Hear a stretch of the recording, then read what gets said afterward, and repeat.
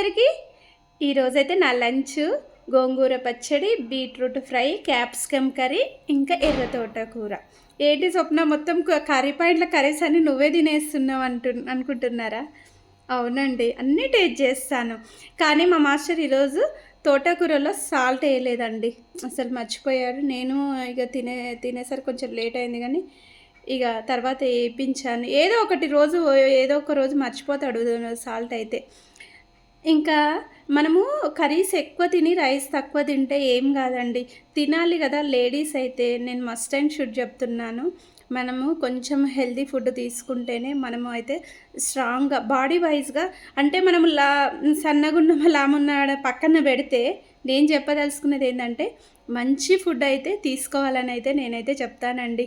ఈరోజైతే నా లంచ్ అయితే ఇది. మీరేం తిన్నారు?